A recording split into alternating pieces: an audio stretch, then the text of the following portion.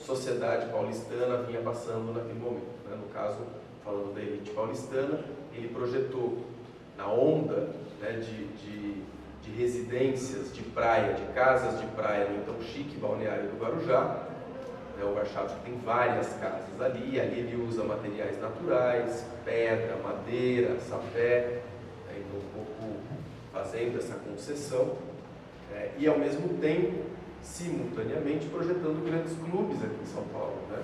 Esporte Clube Pinheiros, Paulistano, Hebraica, sempre com, aí já adotando uma linguagem mais corbusiana ou carioca, se a gente quiser, que já nesse momento, nos anos 50, já era então a vertente vitoriosa da arquitetura moderna brasileira, né, reconhecida como aquela que conseguiu dar um certo caráter nacional para a arquitetura moderna.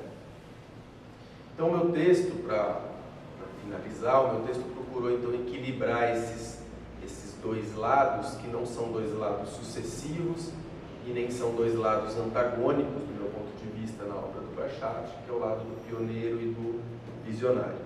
E essas duas palavras, eu inventei essas duas palavras, foi o próprio Warshawski que deu essa dica, né, numa entrevista também muito pouco conhecida, até onde eu sei, desconhecida, que ele dá para o jornal A Tribuna de Santos, em 1971, um ano antes dele morrer, em que ele fala, e nessa entrevista ele fala, né, algo parecido com isso, né? Ele diz: alguns dizem que eu sou um pioneiro. Ele fala: pioneiro eu sou sim, mas com os pés no chão. Fala: outros dizem que eu sou um visionário. Visionário eu sou também, mas com os pés na lua. Então, se ele nunca perde esses dois lados, né? E aí, quando eu li isso, eu achei, é isso, né? Disso que se trata. Essa complexidade da obra do Warshawski, para mim, estava resolvida nessa frase dele próprio. E nessa mesma entrevista que ele dá para a Tribuna, o repórter pergunta para ele sobre o manifesto de 1925, acerca da arquitetura moderna, e pergunta se ele assinaria de novo aquele manifesto em 1971. E ele diz: eu assinaria sem mudar nenhuma vírgula, porque as mesmas coisas que eu dizia, que eu acreditava em 1925, eu continuo acreditando agora nos anos 70. E as mesmas coisas que eu reclamava em 1925, eu continuo reclamando nos anos 70. E ele estava falando claramente da falta de desenvolvimento de uma indústria da construção civil nacional. Então ele dizia, e pelo qual ele foi inclusive atacado, digamos, na primeira casa, como a casa não era moderna. Por isso, não era moderna porque não tinha técnica, não tinha tecnologia para fazer naquele momento. E ele, indignado, diz: é um absurdo que a gente, isso em 1971, né, 2 anos antes, ele diz: é um absurdo que o homem já tenha chegado à Lua e a gente continue construindo tijolo, reboco, de uma forma tão artesanal, né, não no caso se queixando do material, mas sim da técnica e da indústria da construção civil. E para deixar claro que ele, desde sempre, só acreditou que uma arquitetura moderna, efetivamente moderna, pudesse ser desenvolvida se houvesse uma indústria que desse suporte para isso. Então a gente também fica um pouco na dúvida se alguma vez a gente chegou a atingir esse lugar.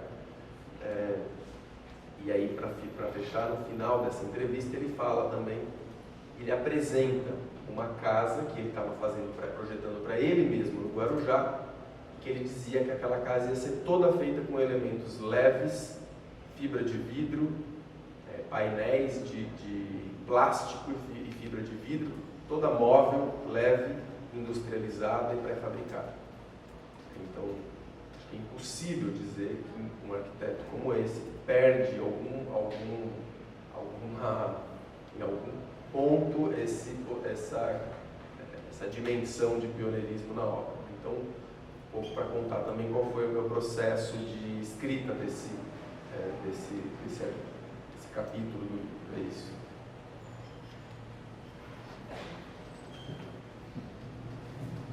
Bacana, passar a palavra para o Carlos.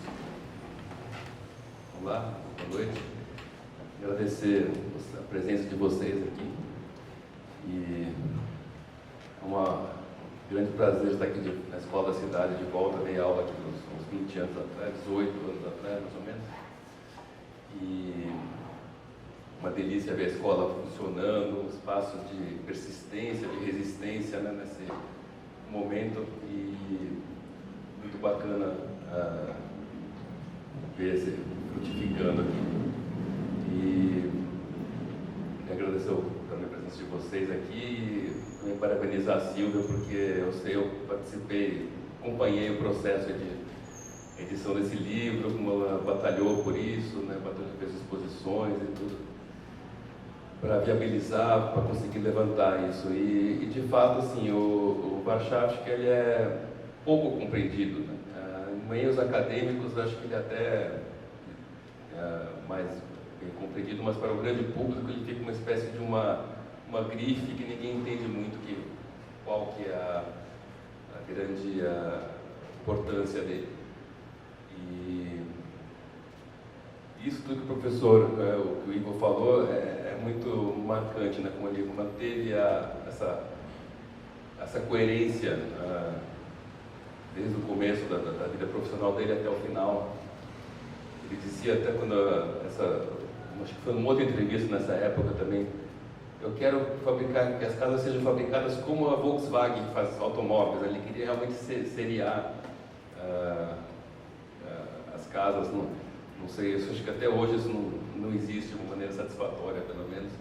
Mas enfim, era o sonho de alguém que nasceu em 1896, acho que candeeiro nas casas ainda, e morreu em 72, quando a humanidade tinha chegado à Lua. Quer dizer, era um momento de grande, acho que, otimismo, de grande confiança no progresso tecnológico, né, que estava realmente quebrando fronteiras e dando novas perspectivas, né, inimagináveis antes.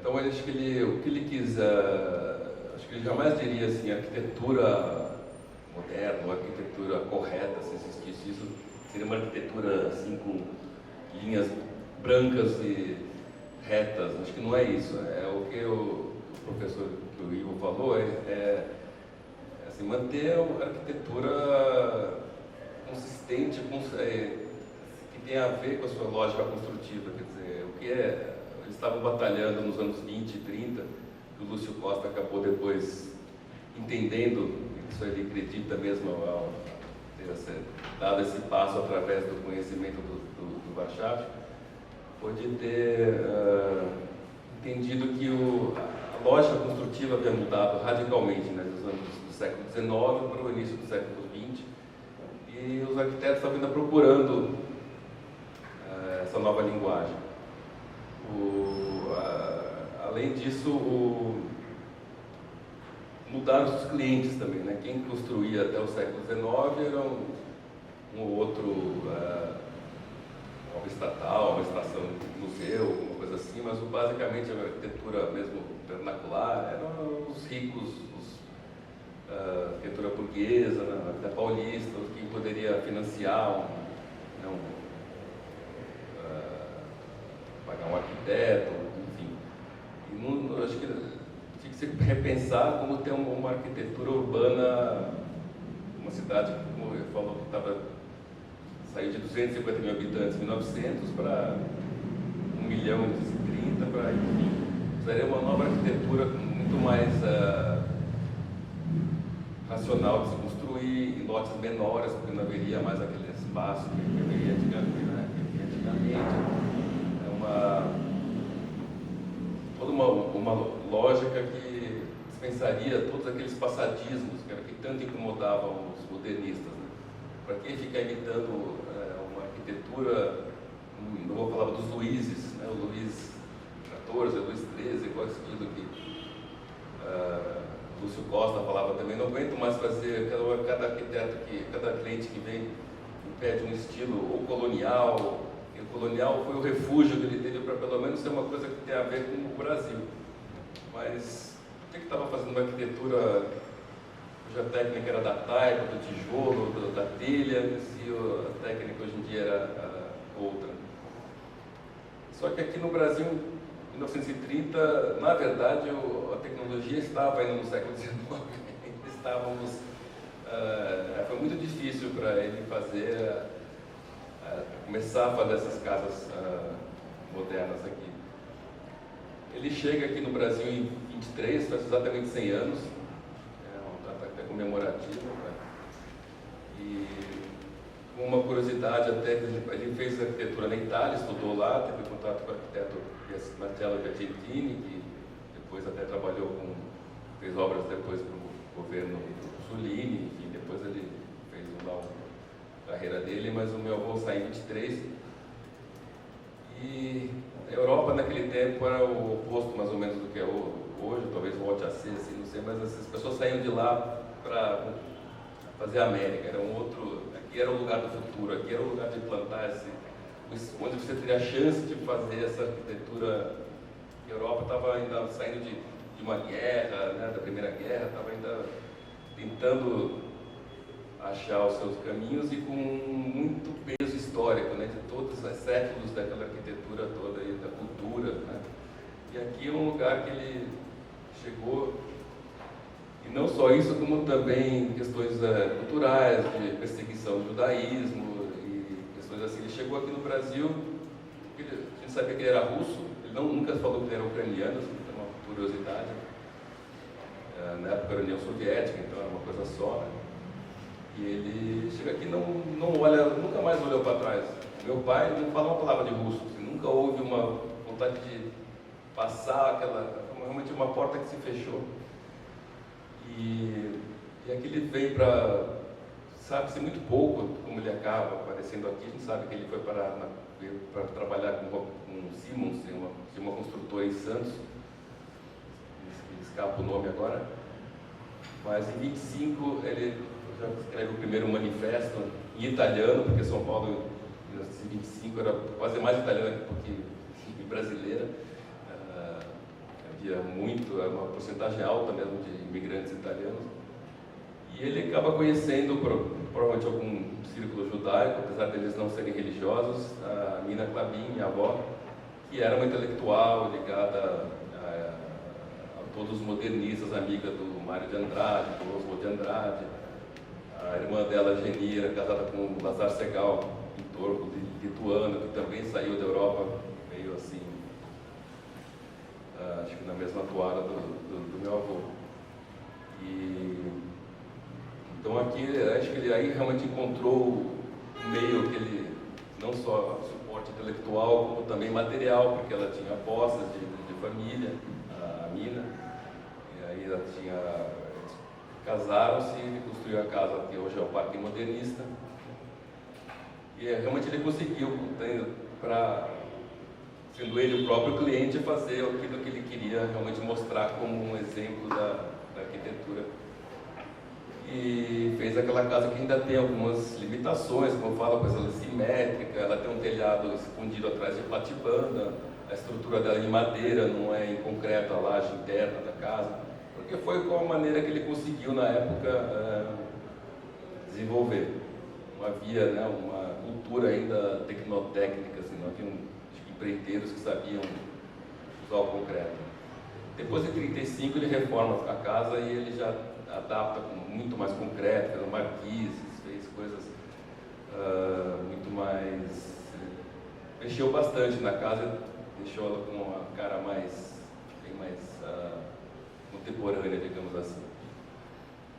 E a Mina Klabin, apesar de não ter feito nenhum curso superior, e ela, por serem assim, intelectuais e tal, ela era muito interessada na cultura brasileira. Ela é a primeira Klabin que nasce no Brasil, então ela tinha esse interesse na língua tupi, na cultura nacional mesmo. E acho que tinha a ver também com todo o movimento modernista antropofagia, né, de pegar a cultura europeia e mastigar aqui, fazer do nosso jeito, com as nossas raízes. E a Mina contribuiu muito então no paisagismo das casas, como Mandacaru, Dracena.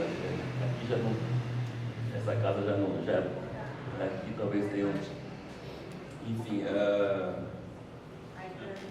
aí dá para ver um pouco mais a casa modernista da Itápolis, que essa casa justamente ele constrói eles compram esse terreno no Pacaembu em 1930, que a companhia City acabava de desenvolver, era um buraco aí o Pacaembu, né? Acabava a Paulista e tinha lá um buraco onde a companhia City comprou, fez aquelas ruas sinuosas, que era o modelo deles de Garden Cities, e lotes um pouco menores, e era uma oportunidade de ele fazer uma casa menor para mostrar como deveria ser essas casas urbanas. Então, a casa que eles fez para ele era uma casa um pouco maior, e tal, um terreno grande. E não era para ter sido um documento assim para se mostrar para os outros. Essa sim foi feita como um documento, tanto que foi feita a exposição modernista, onde ele chamou o cunhado Segal, os amigos, o Mário de Andrade, a Tarsila, que também era amiga, artistas todos, o Brecheret, fizeram uma exposição totalmente moderna, que não só a casa era moderna, como o jardim era moderno, quer dizer, tropical, brasileiro, para que importar uma coisa de fora, né? Umas plantas tropicais num clima tropical. E, enfim, chamou o John Graz, Regina Graz, Comílio Graz fizeram decoração também. Então ficou realmente um ambiente totalmente moderno. É isso que vai ser, deveria ser, né, a arquitetura e todo uma arquitetura consolidada, não fazer um móvel colonial, um móvel antigo. Ele teve que fazer, ele montou marcenaria, serralheria, eram geralmente europeus esses técnicos, porque não havia aqui ainda quem mexesse muito com esse tipo de arquitetura mais industrial. Essa casa tem os caixilhos, aqui não dá para ver muito, mas eles são vitrôs industriais, né, como Bauhaus, que era uma coisa que usava na sala, um vitrô era um escândalo, né, na época, mas foi esse tipo de paradigma que ele conseguiu avançar, né, para incluir nessa arquitetura moderna, né, convidar assim, todo esse repertório da arquitetura industrial, que era o xodó, né, a coisa apontava para o futuro, a indústria que antigamente não existia, que seria, daria esse farol para frente, assim. E eu acho que é isso mais ou menos que eu tinha para falar. Acho que podia abrir talvez uma roda aí para se tivesse alguma pergunta, né? Obrigado, Carlos. Eu acho que podia abrir, eu teria uma questão, mas eu vou abrir aqui, eu faço já um bloco aqui, se alguém quiser já se aventurar.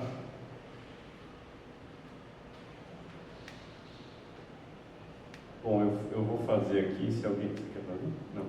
Então eu vou fazer uma pergunta. Como o Carlos lembrou, né, o seu avô chega em 23, né, faz 100 anos, ele chega após a semana de 22, as suas casas são da virada da década, mas existe um alinhamento inconfundível aí com a semana, né, com os princípios da semana de 22 e, sobretudo, com os personagens principais, né, ou com o que eles defendiam ali. Tarsila, Oswald, Mário, né, ele é defendido, ele passa a ser muito mais um representante daqueles ideais na arquitetura do que os próprios arquitetos que participam da Semana de 22, que era uma arquitetura neocolonial e tal. Bom, se existe esse alinhamento, né, a gente poderia pensar que passa de alguma forma ou poderia passar de alguma forma a arquitetura dele por aquela grande premissa desses modernos, que é modernos, mas brasileiros, né? Como dizia se salvo engano, Raul Bobble, mas é uma coisa que atravessa todos eles, né? Não tem dúvida também. E aí, o que eu queria um pouco que vocês pudessem desenvolver é que, bom, a gente fez o centenário da Semana de 22 agora, e a semana foi muito escrutinada nessa chave de que é um modernismo importado, de que a gente tem que pôr em perspectiva. Enfim, foi um debate intenso que contrastou até com o cinquentenário, que era um cinquentenário chapa branca, muito referendado ali por medalhões, e que excluiu, inclusive, os pioneiros que já não estavam mais lá. E eu acho interessante isso, porque recoloca, e no caso do Warszawski, que eu acho que tem um alinhamento, assim, eu acho que me parece que ele responde a essa modernos mais brasileiros, mas ele também ele pode ser também uma vidraça, né? Porque ele é um cara que chega depois, é um cara que vem de fora, faz uma casa, que depois ele próprio muda a fachada. Então eu queria que vocês desenvolvessem um pouco isso, em que medida a gente pode... vocês já falaram, né? Eu acho que o livro falou bastante do pioneiro, mas se vocês pudessem completar um pouco mais, como pensar essas múltiplas interpretações aí, à luz do que foi esse centenário da semana. Se alguém mais quiser fazer uma pergunta, a gente já fala aqui.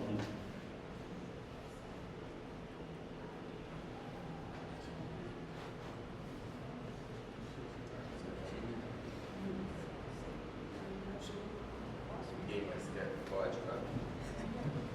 Você quer falar?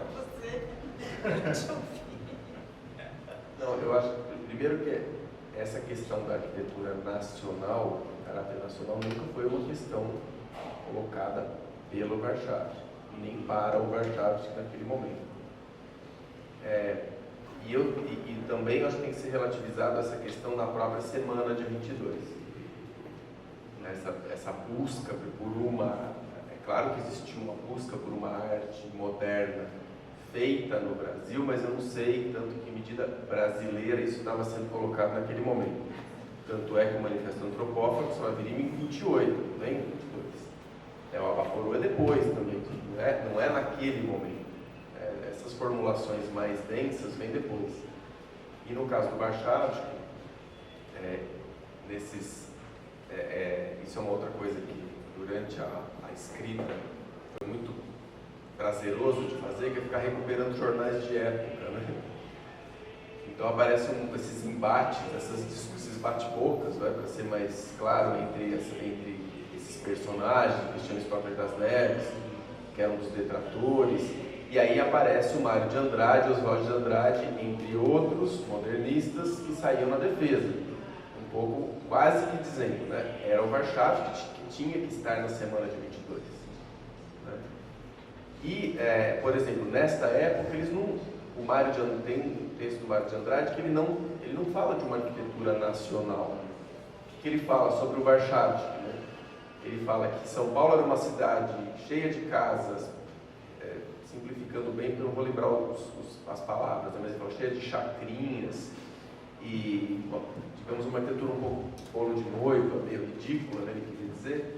Fala que a arquitetura do Warszawski berrava muito entre essas arquiteturas, justamente porque ela era diferente, mas porque ela era limpa, né, e que ela era anônima.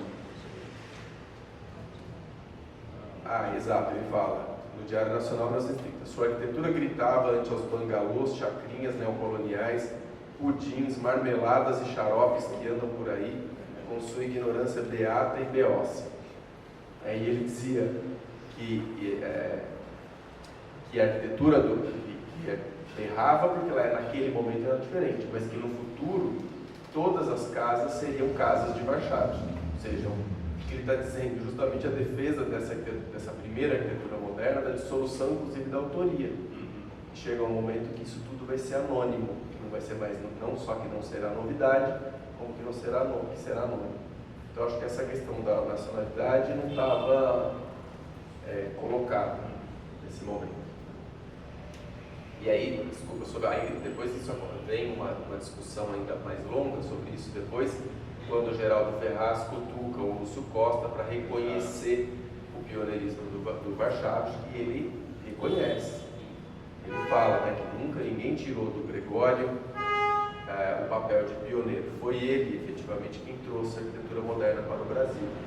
Mas quem efetivamente criou uma arquitetura, na visão dele, brasileira, foram eles, os cariocas, a partir principalmente do surgimento do gênio do Oscar Niemeyer. E aí ele recuou para o Aleijadinho, né? Ele fala, se queremos falar de um pioneiro foi o Aleijadinho. É a única forma que ele tem, né? Aqui só uma, na verdade, que eu trouxe, que eu acho bastante interessante, pensando até nessa coisa da arquitetura anônima, né? A arquitetura que era enfim, tinha essa linha racionalista do modernismo, e aí a gente, sei lá, por um acaso viu uma obra de 31, pelo Warchavchik, acho que uma outra obra que não era muito nome aqui, mas enfim, de um arquiteto contemporâneo, quer passar para outra, enfim, é esse desenho anônimo que está aí presente, que foi feito em 31. Então acho que é interessante a gente olhar com esse desprendimento mesmo, essas questões formais.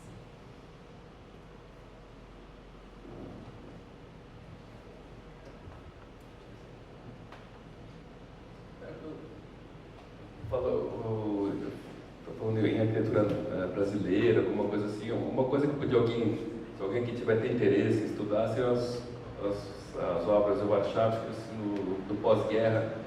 Ele fez várias casas na Vila Mariana, e são casas que não são mais nessa linguagem, entre aspas, modernista. Elas são algumas com varanda, com telha-vã, tijolinho aparente. Na rua São Samuel, que é uma rua abaixo do Museu Lazar Segal, são 8 casas que ele construiu lá, todas com a planta igual, mas elas variam na fachada, cada uma com telhado, a volumetria do telhado e a fachada um pouco diferente. E elas... o que isso tem a ver com Warchavchik, né, das casas de 30? Tem a ver tudo, porque assim, elas são coerentes com aquilo que se propunham. Ele nunca foi contra ter um beiral. Ele pode até ter aprendido, talvez, que no clima tropical um beiral funciona melhor do que, por exemplo, na Europa, talvez seja um pouco menos agressivo o sol ou a chuva, não sei. Mas talvez ele tenha se tropicalizado, é uma palavra feia. Mas o que eu acho que interessa é uma casa que ele fez para Marjorie Prado, lá no Guarujá, em Sapê, também com acho que a planta é uma curva, enfim, parece quase um galpão, assim, enfim, bastante despojado. Mas assim, mas se você quiser ver a coerência, assim, essa correspondência, né, com a lógica construtiva, com o material, com a fachada, quer dizer, essa que era a lição que ainda foi mal compreendida, né? Você olha em prédios aqui em São Paulo, bairros novos de São Paulo, você vê que realmente as pessoas ainda não entenderam muito essa questão. Era só isso que eu queria adicionar aqui. Eu acho que a gente tem 2 perguntas, tem uma do Rodrigo e uma dela. Você quer falar aqui, Rodrigo?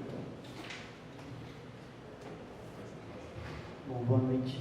Não é só, meus cumprimentos aos organizadores, aos autores, pelo esforço hercúleo, né, de se publicar um livro dessa envergadura, sobre um arquiteto também já bastante discutido, então, mas é só um convite.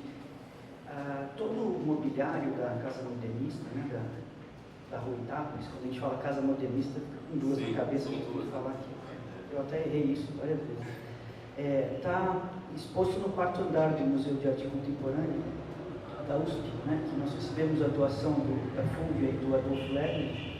Então estão lá os sofás, as poltronas, todos os armários, e toda a obra da Regina Gomide, do John Graz, do Antônio Gomide. Então acho que hoje em dia a gente tem que o tempo inteiro experienciar as coisas, né, de algum sentido, para sair do celular.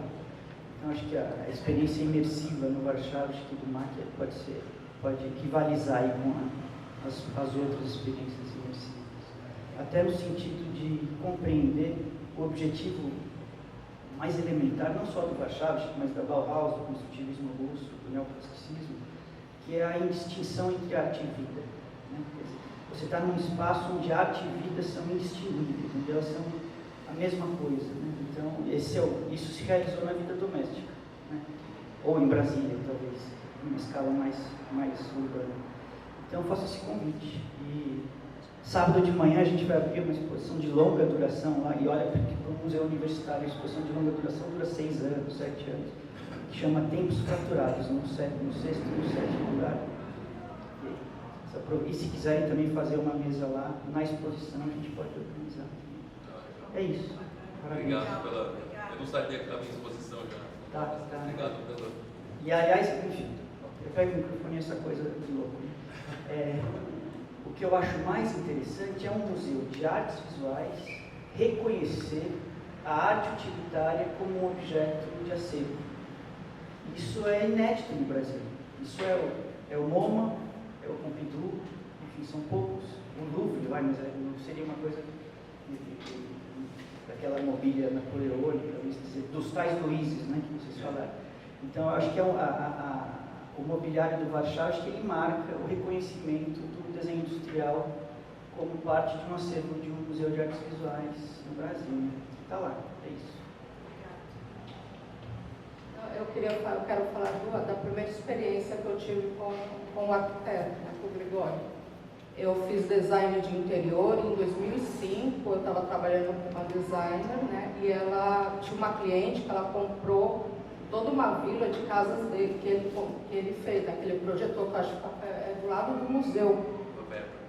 Aí essa cliente dela resolveu dar uma das casas para os sogros, né? E ela chamou essa designer para fazer o trabalho. E quando eu cheguei lá, ela falou assim, Fernanda, aprende, quem é Gregório? Eu falei assim, nossa, eu nunca ouvi falar. Ela falou, não tem problema, as patricinhas da Belas Artes também nunca ouviram falar.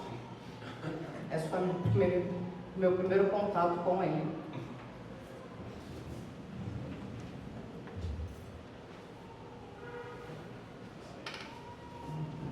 Alguém mais? Só queria dar aquele print que eu falei, dar uma surpresa aí. Eu podia perguntar, mas vocês ainda aguentam mais uma pergunta? Eu queria fazer uma pergunta para o Ivo, e que eu acho que poderia também ser uma colocação, como a da colega, né? A gente fica com essa impressão, né, o senso comum que a Silvia fala no livro, né? A gente não conhece o Warschau. Né? A impressão é que, tudo bem, o senso comum se confundindo, conhecer, tudo bem, mas assim, na academia, né, quando eu estava na faculdade também, aquelas casas e fica aquele distanciamento. Mas, o depoimento do Paulo, ele conhecia muito bem e reverenciava. O Artigas estava ali com ele fazendo o concurso em 25, em 39, o concurso para o Passo. O Lúcio Costa, mesmo divergindo, reconhece o pioneirismo, fala, tal. Então eu vejo que não existe um apagamento, né? Agora o Ivo acrescenta uma camada a mais, que a gente, na verdade, quer olhar as formas do Warschau, simplesmente, no pós-pioneirismo, mas ele, na verdade, ele se dinamiza, né? E ele vai ampliando muito mais o leque dele de intervenção, e isso é difícil de ser reconhecido como algo a ser estudado, né, na universidade. Isso que me parece estranho. É uma história complexa, mas ele não é que ele morreu esquecido, pelo contrário, né, mas ele tinha esse dinamismo, ele foi se multifacetando. Então, acho que isso que o Ivo, sobretudo, coloca no texto, eu acho que é muito importante, né? Realmente ver essa complexidade dessa figura e tal, e algo que a gente realmente no ensino na academia acaba não olhando, né? Então,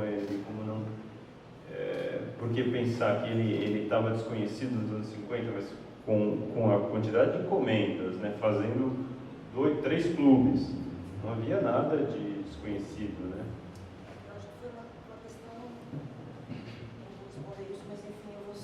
Acrescentar, mas eu acho que foi uma questão da academia.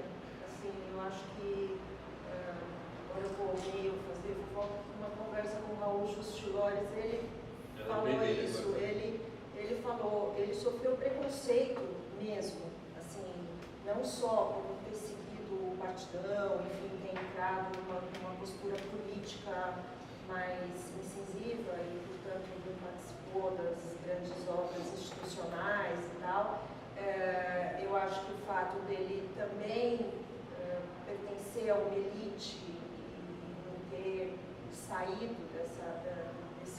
desse lugar, né, dessa questão, e o fato de ser de fora do padrão de vida alto, quer dizer, ele acabou sendo colocado mesmo, eu acho que o olhar de preconceito, de grupo mesmo, assim, porque eu realmente me debrucei bastante nessa questão, por que ele chegou nesse ponto, por que eu vou procurar o nome de um arquiteto que foi o pioneiro no Brasil e ninguém sabe, ninguém conhece. Olha que eu conversei com muita gente, assim, aliás, até arquitetos, assim, que, eu sei, mas não sabia, sabe o nome, eu ouvi falar, enfim.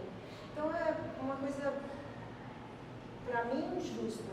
Por isso que eu abracei essa causa com minhas ideias. E eu espero que realmente possa, a partir de agora, textos como o do Ivo, ou mesmo do Carlos, enfim, possa trazer luz, como você falou, para uma riqueza, uma trajetória bastante rica e pode ser olhada com um olhar mais profundo e sério. Assim, fica consolo. Ele não estava muito preocupado com isso. Ele falava, a mensagem foi passada para os jovens. Os jovens eram o Augusto Costa, o Cademaia, que eram realmente 10, 15, quase 20 anos mais novos que ele.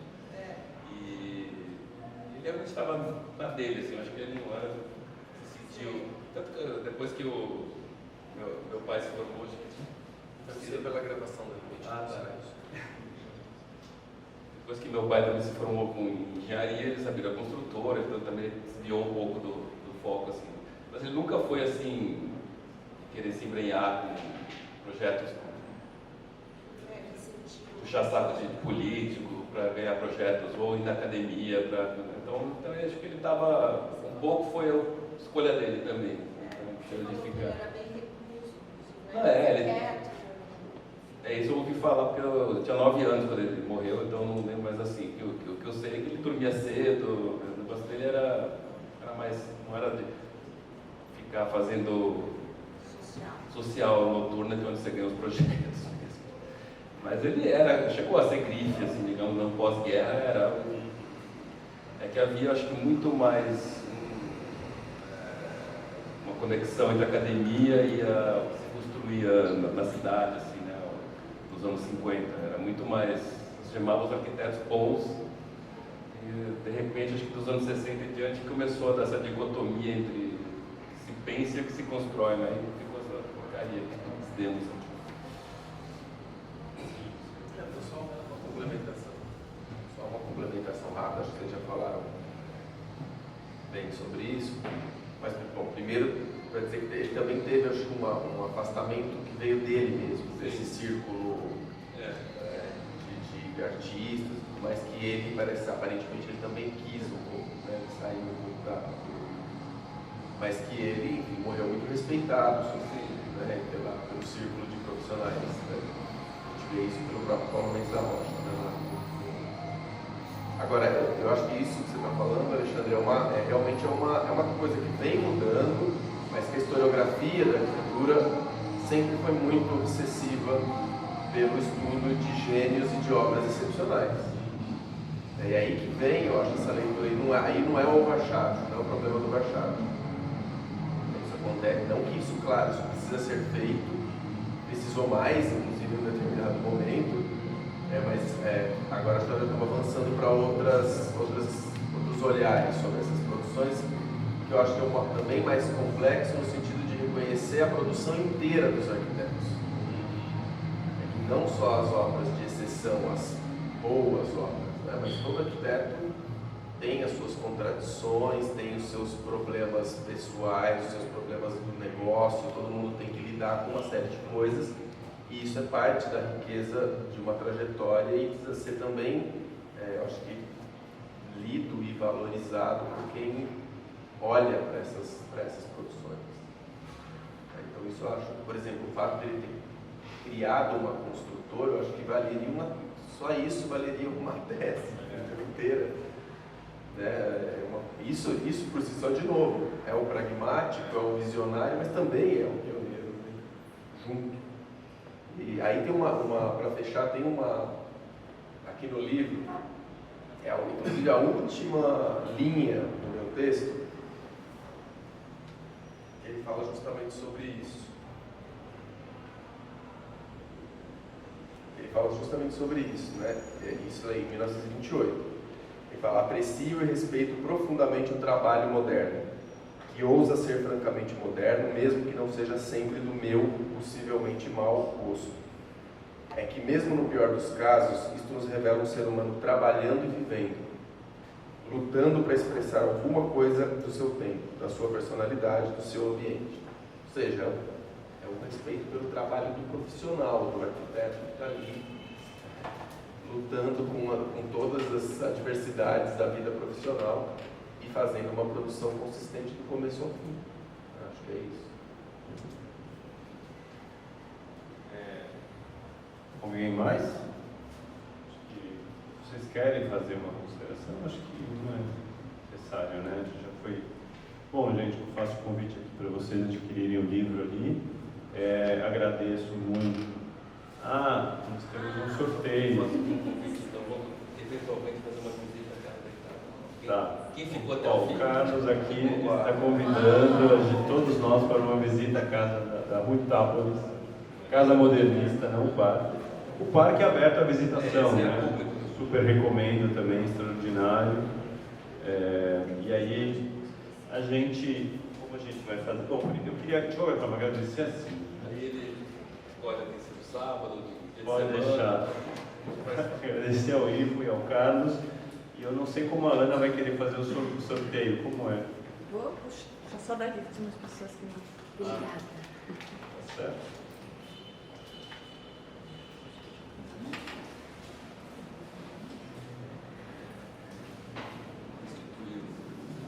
Visita anual, assim. Chegamos. 35329.